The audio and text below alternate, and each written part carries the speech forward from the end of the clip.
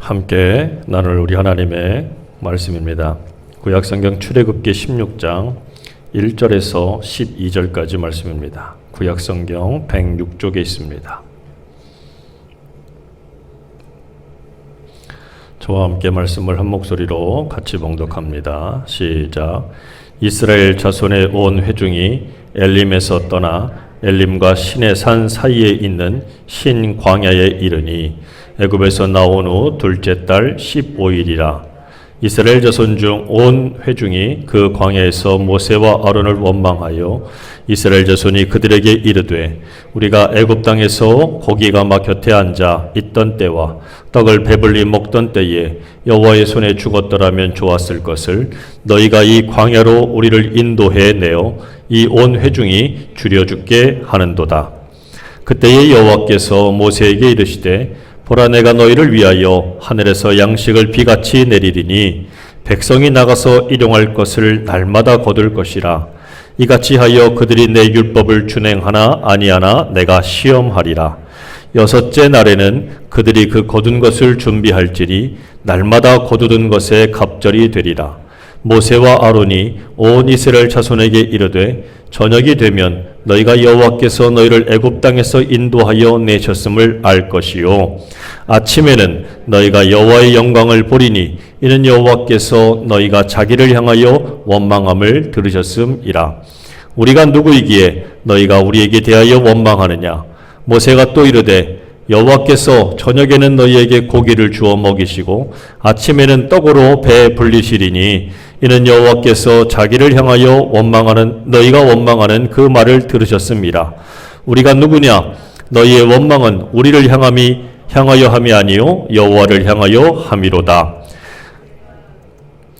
모세가 또 아론에게 이르되 이스라엘 자손의 온 회중에게 말하기를 여호와께 가까이 나오라. 여호와께서 너희의 원망함을 들으셨느니라 하라.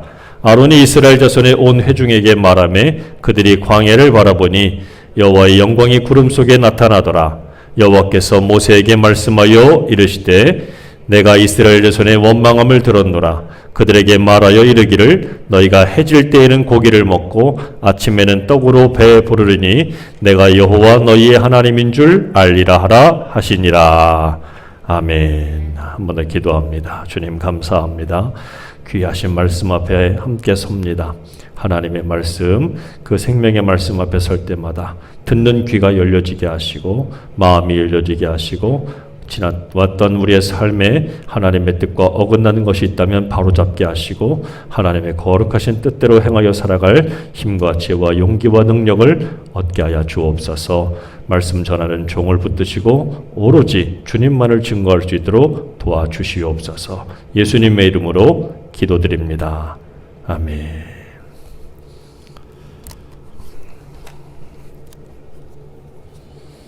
할렐루야. 자, 오늘도 하나님의 귀하신 은혜가 저와 여러분에게 가득하기를 축원합니다. 같이 해볼까요? 엘림에서 광야로. 지난 시간에는 마라에서 어디로 갔지요? 엘림으로 갔잖아요. 근데 오늘은 엘림을 떠나서 광야로 가는 이야기인데 먼저 이런 책이 하나 있어요. 2005년도에 출간된 스티브 도나유라는 사람이 쓴 사막을 건너는 6가지 방법이라는 책입니다. 예전에 한동안 많이 회자가 되고 유행했던 책인데 이분의 책 가운데 이런 한 구절이 나와요. 뭐라고 나오냐면 인생은 갈 길이 뚜렷하게 보이는 산이라기보다는 어디로 가야 할지 막막한 사막을 닮았다 라는 얘기를 해요. 공감이 가지요. 왜냐하면 산이라는 건 뭐예요? 산 정상이 보이잖아요. 그러면 힘들어도 어떻게 올라가면 되는 거예요. 올라가면 돼요. 올라가면 그 길 따라 가면 되는데 살다 보면 이건 어디로 가야 할지 막막한 거예요. 뭐 올라가야 되는지 내려가야 되는지 동으로 가야 되는지 서로 가야 되는지 이게 뭐 살다 보니까 인생은 마치 등산하는 게 아니라 어디로 가는 것 같아요? 사막을 걸어가는 것 같은 거예요. 이 사막은 분명히 앞에 간 사람들이 있잖아요. 앞서간 사람들이 있는데 바람 불고 하루가 지나면 저기 있던 산이 싹 사라지고 여기 있던 발자국이 바람에 싹 묻혀버려요. 막막한 거지요. 막막한 거예요. 그래서 사막이라는 데서 정말 중요한 건 누가 어떻게 걸어갔느냐가 중요한 게 아니라 방향이에요. 방향. 어느 방향으로 갈 거냐. 어제는 여기에 산이 있었는데 분명히 오늘은 그 산이 없을 수가 있어요. 누가 어제는 그 길을 걸어가서 성공했지만 오늘 그 길을 가서 성공할 수 있는 보장이 없어요. 하지만 분명한 방향을 정해놓고 달려가면 반드시 그 사람도 그 사막을 통과할 수 있다는 사실이지요. 우리 인생에 나침판이 있다면 그것은 바로 성경입니다. 하나님의 말씀이 우리 인생의 나침판이에요. 우리 삶의 방향이에요. 그러니까 이걸 덮어놓고 그냥 알아서 살겠다라고 하는 것은 사막을 나침판 없이 헤매는 사람하고 다를 바가 없는 거지요. 여러분, 이 사순절 기간에 하나님 말씀을 더 가까이 하시고 그 말씀을 잘 들으시고 그 말씀을 통해 묵상하고 그 말씀을 통해서 살아갈 때에 하나님은 반드시 이 사막과 같은 세상에서도 우리를 건너게 하실 줄로 믿으시길 간절히 바랍니다. 자, 그런 의미에서 오늘 본문 1절 말씀을 보면 이런 말씀이 있어요. 이스라엘 자손의 온 회중이 어디에서 떠났다고요? 엘림에서 떠났다 그랬어요. 그래서 엘림과 시내산 사이에 있는 신광야에 이르렀다라고 말씀하고 있습니다. 지난 주일에도 말씀을 드렸지만 이스라엘이 이제 모세를 통해서 애굽을 나왔어요. 출애굽했지요. 그래서 고센, 숫곳, 에담을 지나서 이제 홍해를 건너서 마라에 이르렀다고 그랬어요. 이렇게 기적의 연속인 거예요. 기적의 연속. 홍해를 지날 때도 뒤에 오는 군사가 다 그 물에 수장이 되고 자기들은 안전하게 건너왔거든요. 살았어요. 목숨을 건졌거든요. 그런데 이제 불과 사흘 만에 그렇게 하나님을 찬양하던 이스라엘이 불과 사흘 만에 물이 없으니까 막 또 원망했거든요. 근데 겨우 도착했는데 그게 마라, 쓴물이었던 거지요. 근데 또 어떡합니까? 거기서 원망했지만 모세가 부르짖어 기도했잖아요. 그 바람에 거기 하나님이 지시하시는 한 나뭇가지를 집어넣어라. 그래서 넣었더니 그 물이 쓴물이 단물이 되었다. 그리고서는 불과 그 남쪽으로 8km 내려갔더니 거기에 뭐가 있어요? 엘림이라는 데를 도착했죠. 엘림에 도착한 거예요. 얼마나 좋아요. 물 걱정할 필요가 없지요. 이제는 안 걸어가도 되지요. 뭐 잠자리도 편한 거예요. 너무너무 좋은 거죠. 이제는 더위 걱정, 추위 걱정 필요 없어요. 물 걱정 필요 없어요. 자, 그런데 이렇게 좋은 엘림, 지상의 낙원과 같은 곳이잖아요. 그런데 여기에서 뭐라고 말씀합니까 오늘? 이렇게 좋은 곳이라서 엘림에서 이들이 너무너무 좋으니까 한 달 넘게 살았어요. 한 달을 거기에서 막 텐트 치고 살았다고요. 얼마나 좋아요. 그런데 오늘 말씀 뭐라고요? 엘림을 떠났다. 엘림을 떠나서 어디로 가요? 광야로 갔다라고 말씀하고 있습니다. 아니 이렇게 좋은데 왜 떠나? 이렇게 좋은데 물도 해결되지, 잠자리도 해결되지, 더 이상 안 걸어도 되지. 그런데 왜 이 좋은 곳을 떠났느냐라는 거지요. 다른 게 아니지요. 엘림이 아무리 좋아도 엘림은 종착역, 목적지가 아니기 때문이에요. 그러니까 여기가 끝이 아닌 거예요. 여기 끝이 아닌 거예요. 여러분 우리가 살다 보면 마라를 만날 수도 있어요. 살다 보면 또 엘림을 만날 수도 있어요. 그러다가 마라를 겪은 사람은 엘림이 얼마나 소중하고 좋은 것인 줄 잘 알지요.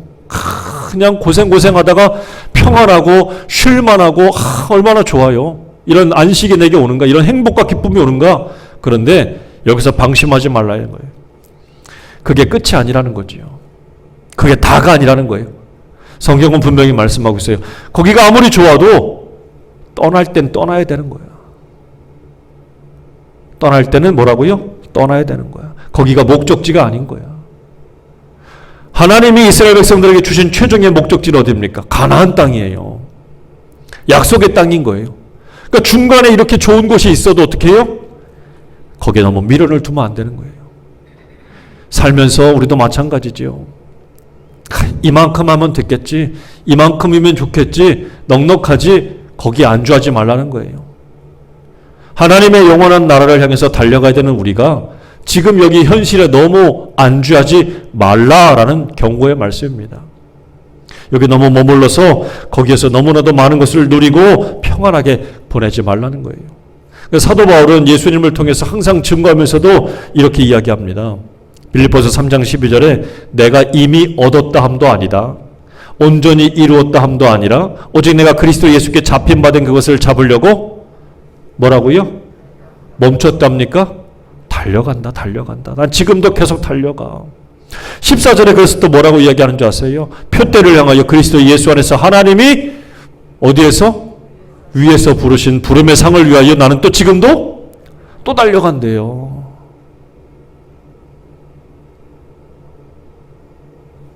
바울도 마라를 만난 사람이고 바울도 엘림을 만난 사람이에요. 하지만 거기에 머무르고 안주하지 않았어요. 어디를 향해서? 나를 위해서 부르신 하나님의 부르심을 놓고 난 지금도 달려간다. 여러분, 여러분의 목적지가 어디예요? 여러분의 종착역이 어디입니까? 이게 흔들리고 사라지고 지워지면 이 땅에 있는 마라 때문에 일비하고 이 땅에 있는 엘림 때문에 일희해요.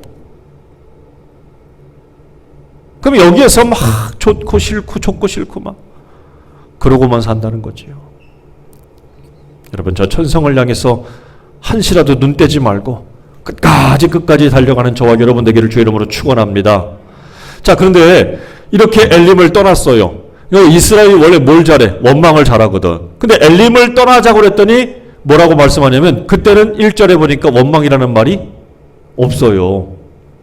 엘림을 떠날 때는 원망이라는 말이 없었거든요. 왜 원망을 안 했을까? 이렇게 좋은데 여길 왜 떠나요? 안 갔으면 좋겠어요 라고 말할 법도 한데 이스라엘 백성들이 다 떠났거든요. 떠났다고 얘기하잖아요. 아마 홍해를 건넜고 이제 마라도 겪었고 그러면서 엘림을 겪으면서 뭔가 믿음이 생긴 것 같아. 하나님이 우리를 인도하시겠구나. 그렇지요. 자, 그런데 이것도 불과 얼마 가지 못해. 2절 말씀 볼까? 2절에 2절 원망 없이 떠났는데 불과 얼마 못 가서 이스라엘 자손 온 회중이 그 광야에서 누구를 원망했어요? 모세와 아론을 원망했어요. 원망의 이유가 뭡니까? 3절에 보면 그들이 뭐라고 그래요? 이스라엘 자손이 그들에게 이르되 우리가 애굽 땅에서 고기 카마 곁에 앉아있던 때 떡을 배불리 먹던 때 하나님의 손에 죽었더라면 좋았을 걸. 근데 너희가 우리를 인도해서 여기서 굶어 죽게 하려고 하는구나. 그러니까 무슨 문제가 터진 거지요? 먹을 문제. 먹는 게 지금 똑 떨어지는 거예요. 여러분, 이 이스라엘 백성들의 모습을 보세요. 마실 게 목말라서 목마를 걸 해결해 줬잖아요. 막 죽을 것 같으니까 하나님이 바다를 열어서 살게 주었잖아요. 그렇죠? 그러니까 이걸 체험했으면 뭘 해야 될까? 먹을 것이 떨어지면, 먹는 문제가 생기면 하나님께 기도해야지요. 그렇지요? 기도 안 해요? 해야지. 기도해야지요. 그런데 이스라엘 보면은 지금 또 뭐예요? 문제가 생기니까 원망으로 하는 거예요. 원망을. 이스라엘의 진짜 문제는 뭐냐? 원망으로 문제를 해결하려고 하는 사람들이라는 거지요. 원망으로. 문제가 딱 생기면 원망으로 문제를 풀어보려고 막 화를 내고 신경질을 내고 짜증을 내는 사람이 있더라는 거예요. 근데 그 순간에 모세는 뭐 했어요? 하나님께 기도했어요. 그러니까 기도로 문제를 푸는 사람도 있고 원망으로 문제를 푸는 사람도 있더라는 거지요. 원망을 할 때에 전혀 문제가 안 풀리느냐? 풀렸어요. 이스라엘이 원망하니까 모세가 기도했고 하나님이 응답해 주셨잖아요. 그러니까 문제가 어떻게 돼요? 해결이 됐어. 그러니까 원망을 해도 문제는 뭐 하는 거예요? 해결됐네. 여러분, 이게 학습이에요. 학습이에요. 애들도 똑같아. 엄마한테 막 화를 내. 짜증을 내. 엄마! 돈 줘야지! 엄마! 이거 숙제 해줘야지! 엄마! 근데 그때마다 얘도 문제가 해결됐네? 짜증내고 화를 내니까 아빠가 해결해주네? 학습이 된 거예요. 근데 여러분 봐요. 부모가 그런 자식을 보고 기뻐할까요? 하나님이 그런 백성을 보고 기뻐하실까요? 전혀 아닌 거죠. 여러분, 원망으로 계속했는데 문제가 해결됐다, 이건 다른 게 아니에요. 하나님이 봐주시는 거예요. 부모가 자식을 봐주는 거예요, 지금. 그렇죠? 원망했는데 문제가 해결됐다는 건 다른 게 아니에요. 아직 어려서 그래요. 이스라엘의 믿음의 신앙이 아직 어리기 때문에 하나님이 봐주는 거예요. 자녀가 짜증을 냈는데 문제가 해결됐다. 그거는 왜요? 애가 아직 어리기 때문에 봐주는 거지요. 그러니까 이스라엘은 지금 애굽에서 나와가지고 광야에 이를 때까지 그들이 하나님을 향한 믿음이 이만큼 생기긴 했지만 아직 그들의 믿음이 장성하지는 못한 거예요. 그래서 이렇게 원망을 했을 때 하나님이 이놈들 하고 혼내지 않고 봐주고 있는 거예요. 봐주고 있는 거예요. 근데 이것도 모르는 거지요. 철이 없는 거예요. 그렇지요? 여러분, 그러나 우리는 분명히 알아야 돼요. 원망으로 문제를 해결하려고 하는 사람이 되지 마세요. 우리는 무엇으로? 하나님께 기도함으로, 하나님께 간구하고 부르짖음으로 내게 다가오는 어떤 문제든지 해결할 수 있는 저와 여러분 되기를 간절히 바랍니다. 기도해서 해결받아야 돼요. 기도할 때 하나님이 반드시 응답해 주신다는 거예요. 여러분들 기도하는 믿음의 신앙들 성장하고 성숙한 믿음이 되길 간절히 바랍니다. 지난주에 이렇게 말씀을 드렸어요. 왜 하나님이 마라를 그 쓴물을 왜 만나게 해주셨을까? 다른 게 아니지요. 어떤 상황에서도 하나님을 믿을 수 있는 절대적인 믿음이 있느냐? 이걸 하나님이 시험해 보고 싶은 거라고 그랬잖아요. 이런 상황에서도 너희가 목마르고 쓴물을 엎친 데 덮친 격으로 쓴물을 만나고 인생의 고난을 겪어도 그래도 너나 믿을 수 있니? 이거를 하나님이 시험해 보는 거예요. 근데 우리의 믿음은 뭐예요? 선택적인 믿음이라고 그랬잖아요. 좋으면 믿고, 즐거우면 믿고, 신나고, 근데 나쁘고, 슬프고, 괴로우면 하나님 이럴 수 있습니까? 라고 원망하고 불평한다는 거죠. 선택적인 믿음이 되면 안 된다는 거지요. 우리의 믿음은 어떤 믿음? 절대적인 믿음이에요. 이렇게 마라의 쓴물을 만날지라도, 이렇게 광야에서 배고픔을 당할지라도 하나님을 향해서 어떤 믿음? 흔들리지 않는 절대적인 믿음을 갖는 것. 하나님이 원하시는 게 바로 그거예요. 그래서 광야로 이스라엘 백성들을 이끌고 갔던 거예요. 이런 상황에서도 너희들은 나를 신뢰하고 믿을 수 있니라는 거죠. 우리의 믿음이 그런 믿음이 되기를 축원합니다. 자, 그런데 이스라엘 백성들이 원망한 이유가 뭐냐 이거지요. 2절에 원망했는데 3절에 보니까 왜 원망했어요? 우리가 애굽 땅에서 고기 까마 곁에 앉아있던 때와 떡을 배불리 먹던 때. 거짓말도 말이야. 아니, 자기들이 하루 종일 눈 떠서 눈 감을 때까지 하루 동안에 얼마나 많은 일을 했어요. 벽돌을 구워야지. 그냥 구워요. 거기다 집을 집어넣어야지. 그것도 얼마나 많이 했겠어요. 개수도 점점 늘어나지. 건축을 해야 돼요. 그거 옮겨야 돼요. 뜨거운 뙤약볕에 벽돌을 굽고 벽돌을 나르고 집을 짓고 하는 일들. 너무너무 힘들으니까 하나님 앞에 그들이 기도했어요. 부르짖었어요. 못 살겠어요. 살려주세요. 그런데 거짓말 하잖아요. 좋은 것만 기억해. 선택적으로 좋은 것만 기억해가지고 얘기하는 거예요. 왜 힘들고 어려웠던 것은 얘기 않고 이렇게 얘기하는지. 참 사람들이 간사하지 않습니까?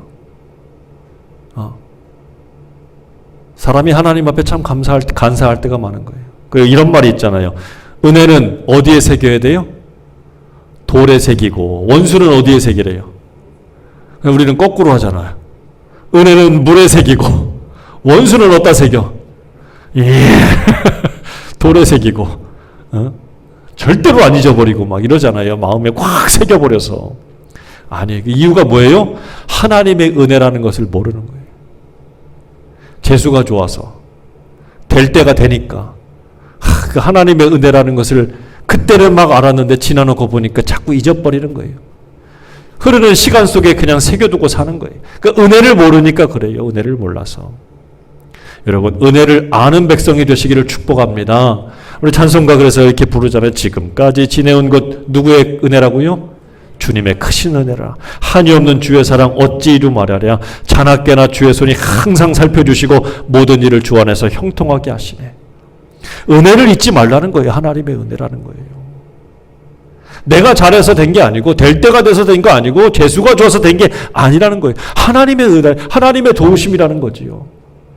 그래서 지나놓고 보니까 자기가 불리하니까 자기 좋았던 기억들만 떠오르면서 그렇게 얘기해버리는 거예요. 이스라엘이 얼마나 간사한지 몰라요. 여러분, 하나님의 은혜를 기억하고 흐르는 물이 아니라 여러분의 가슴에, 여러분의 마음판에 확 새겨서 날마다 그 은혜 가운데 하나님 앞에 감사함으로 복을 받는 사람이 되기를 축원합니다. 자, 그런데 이렇게 원망하는 얘기가 나오는데 오늘 본문에 보니까 원망이 총 6번만 나와요. 6번. 원망이라는 말만. 원망했다. 근데 8절에 보니까 이렇게 얘기하고 있죠. 모세가 또 이르되 여호와께서 저녁에는 너희에게 고기를 주어 먹이시고 아침에는 떡으로 배 불리시리니 이는 여호와께서 자기를 향하여 너희가 원망하는 그 말을 뭐라고요? 어머나, 하나님이 뭐라고? 원망하는 말을 들으셨대요. 9절에도 볼까요? 빨간색으로 여호와께서 너희의 원망함을 들으셨다. 12절에도 내가 이스라엘 자손의 원망함을 들었노라. 여러분, 이게 무서운 거예요. 내가 원망하는 말을 하나님이 그냥 흘려 듣는 게 아니라 분명히 들으신다는 거예요. 하나님이 들으셔요. 여러분, 성도가 정말 조심해야 될 것, 믿음의 사람들이 조심해야 될 것 중에 2가지가 있다면 바로 첫째는 교만이고요. 둘째는 원망이에요. 교만한 거 하나님이 가장 싫어하고요. 원망하는 것도 하나님이 싫어해요. 그렇지요? 근데 아까도 말씀드렸지만 이스라엘이 원망했지만 하나님이 바로 징계하셨습니까? 벌 내려주셨나요? 아니거든요. 왜 그러셨을까? 왜? 그들의 신앙이 아직 어리기 때문에 봐주는 거예요, 지금. 그들의 믿음이 어리기 때문에 수준이 낮아서 아직 봐주는 거예요. 그러니까 우리가 생각해 봐요. 우리도 하나님 앞에 원망하고 불평했는데 하나님이 나를 향해서 참으신다? 이거 우리가 깨달아야 돼요. 감사해야 되는 거예요. 하나님이 만약에 내가 들으신 대로, 하나님이 들으신 대로 나를 향해서 계산하시고 심판하신다? 징계하신다? 그러면 여기에 있는 사람들 중에 여기 지금 이 자리에 앉아 있을 사람은 아무도 없어요. 하나님이 여전히 우리를 향해서 그 진노를 참으시고 참고 견디고 계신 거예요. 우리는 거기에 대해서 뭐 해야 돼요? 감사하고 살아야지요. 같이 합니다. 노하기를 더디하시는 하나님께 감사합시다.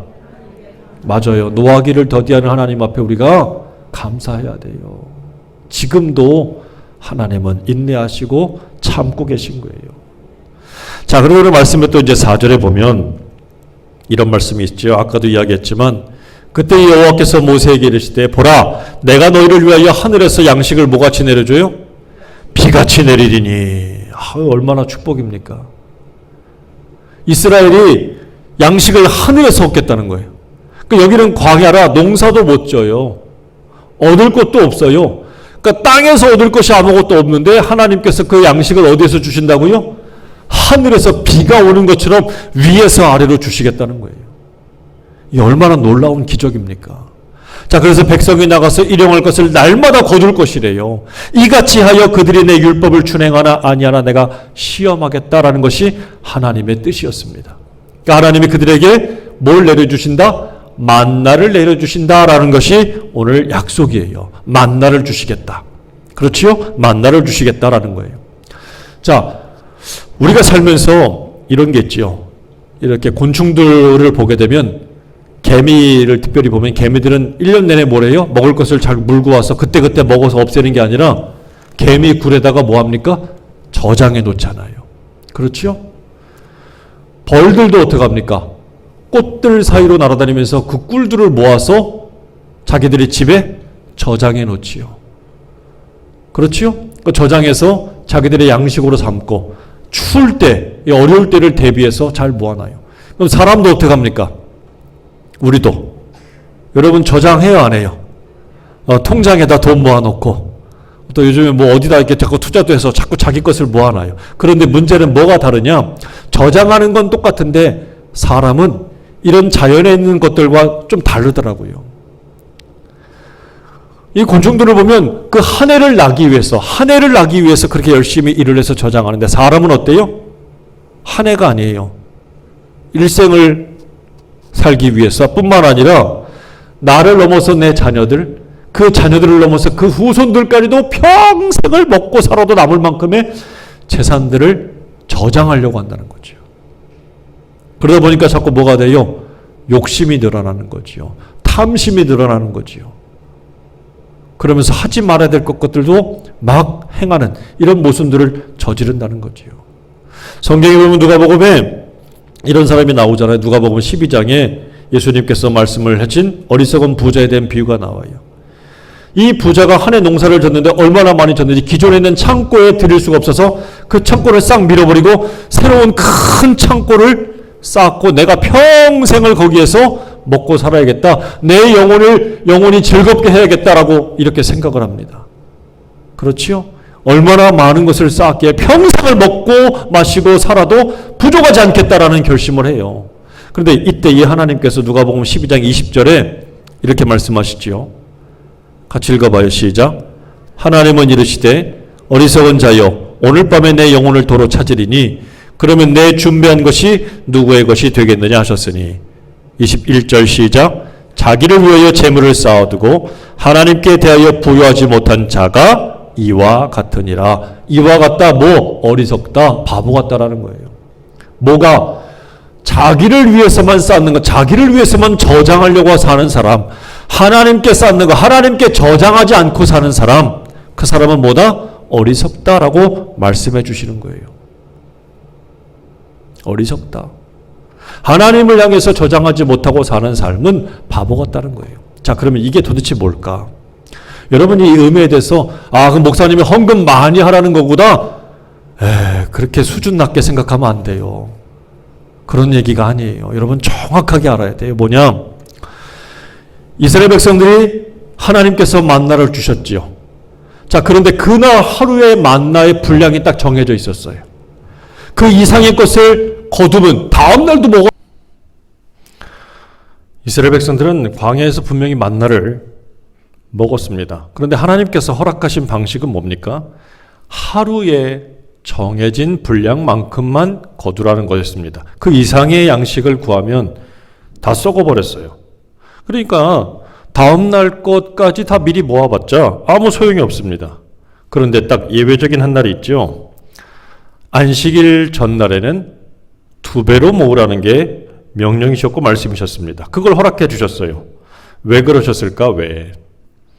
안식일 전날에는 왜 2배로 하나님이 그 양식을 만나를 모으라고 허락해 주셨느냐라는 거죠. 그것은 다른 게 아니라 안식일을 구별하여 거룩하게 지키기 위해서라는 거지요. 그날에는 하나님과 만나서 교제하고 교통하고 하나님과 사귀는 날입니다. 그 말은 내일 즉 안식일이 온다는 얘기예요. 오늘 양식 내일 것까지도 미리 다 준비하라라는 뜻은 뭡니까? 내일이 온다는 얘기 안 온다는 얘기예요. 온다는 얘기잖아요. 그러니까 안식일이 오니까 미리 만나를 내일 것까지도 분명히 준비하라는 말씀이에요.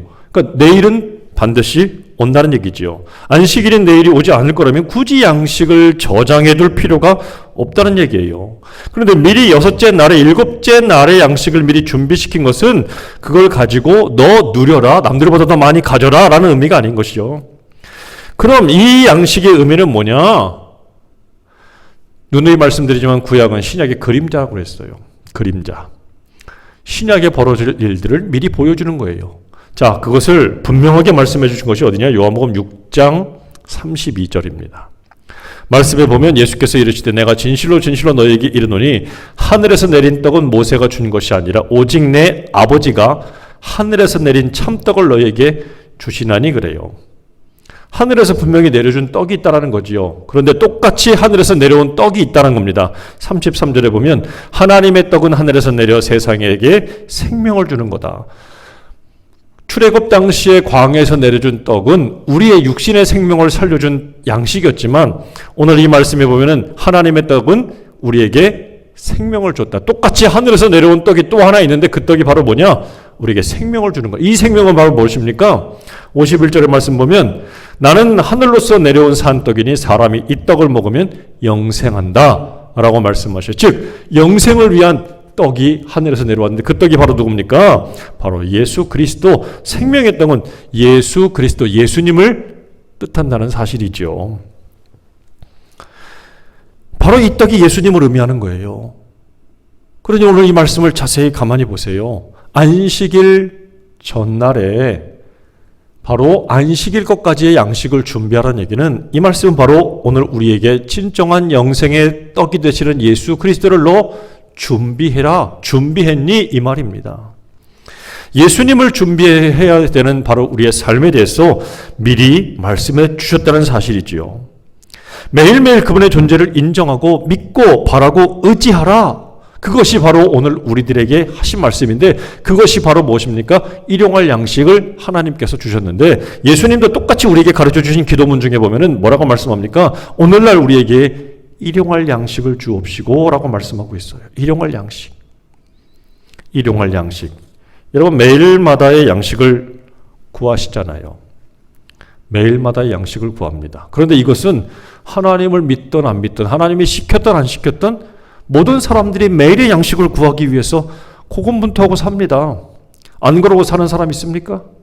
다 그 양식을 구하려고 얼마나 발버둥 치고 삽니까? 하루의 양식을 얻으려고 그 미어터지는 지하철, 버스에서, 직장에서, 일터에서 얼마나 많이 고생하고 전쟁을 치다시피 살아가잖아요. 그런데 예수님은 왜 오늘날 우리에게 일용할 양식을 구하라고 이렇게 기도하셨을까? 이건 기도하지 않아도 이렇게 삽니다. 그런데 여러분, 이것에 대한 숨은 의미를 우리가 분명히 잘 알고 있어야 돼요. 제가 주보에도 그렇게 썼지만, 예수님께서 이 주기도문에서 우리에게 일용할 양식을 구하라고 하셨을 때 그 일용할이라는 말의 헬라어를 보면 에피우지온이라는 말입니다.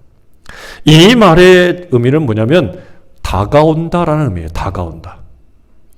다가온다? 오늘에 있어서 다가온다라는 얘기는 뭡니까? 내일을 말하는 거예요. 내일. 예수님께서 오늘 이 말씀을, 이 기도를 우리에게 구하라고 하신 이 말은 바로 뭐냐면 오늘에 살아갈 양식이 아니라 다가올 내일의 양식을 구하라는 거예요. 즉 내일의 양식을 구하라는 뜻입니다. 내일의 양식. 그런 의미에서 본다면 우리가 살아가고 있는 지금 이 현재는 바로 장차 예수님께서 이 땅에 다시 오시겠다라고 말씀하시는 그날, 즉 주님의 재림이지요. 주의 재림, 주님의 그 완성되는 그날, 세상의 모든 것이 끝나는 종말이지만 새로운 안식이 시작되는 참된 안식의 날이 이르는 바로 그 날을 말합니다. 즉 구약에서 말하는 안식일 전날과 같은 것이 바로 오늘과 같은 의미라고 해석해 볼 수 있죠. 안식일 전날에는 안식일의 양식까지 어떻게 하랍니까? 2배로 준비하라고 그랬어요. 2배로 준비해라. 그렇지 않으면 안식일에는 양식을 구할 수가 없어요. 양식을 구할 수가 없으니까 당연히 굶잖아요. 굶는 사람은 하나님과 온전히 교제할 수 있겠습니까? 없습니다. 양식을 찾으러 또 헤매고 다녀야 되는 것이 현실이지요. 미리 준비한 사람은 양식을 찾으러 다닐 필요가 없는 겁니다. 온전히 하나님과 교제하고 교통하고 나눌 수 있는 시간이 허락된다는 사실입니다. 그러므로 아직 오지 않았지만 의심하지 말고 그날 안식일까지 양식을 구하는 사람이 너 되란 얘기예요. 아까도 말했지만 그 양식이 바로 뭡니까? 예수님이에요. 그러면 주님이 다시 오시는 그날, 재림의 그날에 우리는 그 양식이, 참된 양식이 되시는 예수님을 다 준비했기 때문에 주님이 오셨을 때에 양식을 찾으러 다닐 필요가 없는 참된 안식과 주님과 교제하고 교통하는 사람이 될 수 있다. 바로 그것을 말씀해 주고 있다는 사실이지요. 여러분, 지금은 안식일 전날과 같습니다. 안식일 전날에는 2배로 모아놔야 됩니다. 양식을 2배로 모아놓는 사람만이 안식일에 당황하지 않고 굶지 않고 주님 앞에 온전히 설 수 있다는 사실을 기억하는 저와 여러분 되길 바랍니다. 오늘을 살면서 양식을 준비하지 못하면 내일 즉 하나님의 나라 영원한 천국을 맞이할 수가 없습니다. 그러므로 오늘 우리의 영원한 생명의 떡이 되시는 예수님을 내 주님으로, 내 영원한 생명의 양식으로 모시는 것, 영접하는 것, 여러분 그것이 정말 소중하고 중요하다는 사실을 기억하는 저와 여러분 되길 바랍니다. 안식일의 양식을 준비하시는 저와 여러분 되어야 됩니다. 이 시대는 안식일 전날과 같은 날입니다. 당황하지 말고 그날의 주 앞에 온전히 설 수 있는 저와 여러분 되길 바랍니다. 말씀을 마무리하면 우리의 삶에 있어서 마라와 엘림이 있습니다. 쓴맛을 보고 정말 달콤하고 시원한 엘림, 안식의 기쁨이 있습니다. 하지만 그 모든 것들은 가나안에 가기까지 한 과정일 뿐입니다. 그것에 발목 잡혀서 거기에 머무르고 그것 때문에 실패하고 좌절했다고 실망하고 좌절하지 말고 또 한 번에 기쁘다고 즐겁다고 거기에만 너무 머무르지 말아야 합니다. 우리는 이것이 전부가 아닙니다. 이것 때문에 일희일비할 필요가 없습니다. 이 모든 것들이 다 지나가는 과정일 뿐이지 우리는 이 땅에 살면서 영원한 안식을 준비하는 사람들이 되어야 됩니다. 그것이 오늘 성경의 말씀이고 가르침이라는 사실을 기억하는 저와 여러분 되기를 간절히 바랍니다. 우리는 그 나라에 가기까지 이 힘든 광야의 여정을 살아야 돼요. 풀 한 포기, 물 한 모금 마시기 힘든 광야지만 그곳에서 하나님께서 하늘에서 양식을 주었고 안식일 전날에는 분명히 두 배로 준비하라고 했습니다. 오늘도 우리도 준비하는 삶이 되어야 돼요. 영원한 삶을 준비하는 사람이 되어야 됩니다. 그것이 바로 무엇입니까? 예수 그리스도입니다. 그러므로 광야에서는 생명의 양식을 준비하는 삶이 필요해요. 엘림을 떠났지만 광야에 도착한 그들이 준비한 것은 바로 안식일을 준비하고 하나님과 교제하고 교통하는 것을 가르치고 배우기 위해서요. 이 땅에 살면서 이 광야 같은 세상, 사막 같은 세상에서도 오늘 우리들이 준비하고 깨달아야 될 것은 바로 생명의 양식을 준비했느냐, 준비하고 있느냐 라는 것을 묻고 대답해야 된다는 사실입니다.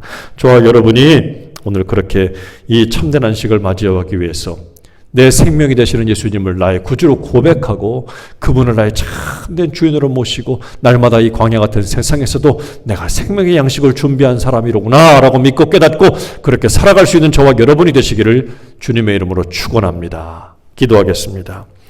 아버지 하나님 감사합니다. 오늘 생명의 떡이 되시는 예수님을 영접하고 하루하루의 삶을 살고자 다짐하고 결단하는 사랑하는 자녀들이 아직 오지 않은 내일 때문에 걱정하고 근심하지 않게 하여 주옵소서. 영원한 안식을 준비한 사람들은 오늘을 사는 것이 조금도 두렵지 않은 줄로 믿습니다. 눈에 보이는 물질만 준비하지 않게 하시고 눈에 보이지 않지만 우리의 영원한 생명이신 예수님을 미리 준비할 수 있게 하여 주시옵소서. 예수님을 영접하고 준비한 사람들은 정말 아무런 두려움 없이 오늘을 기쁨과 즐거움으로 살 줄로 믿습니다. 황야 같은 이 세상이지만 하나님의 자녀들이 주눅들지 않게 하시고 날마다 담대하게 저 영원한 나라를 소망하며 살게 하여 주옵소서. 우리의 영원한 생명의 떡이 되시는 예수님의 이름으로 간절히 기도드립니다. 아멘.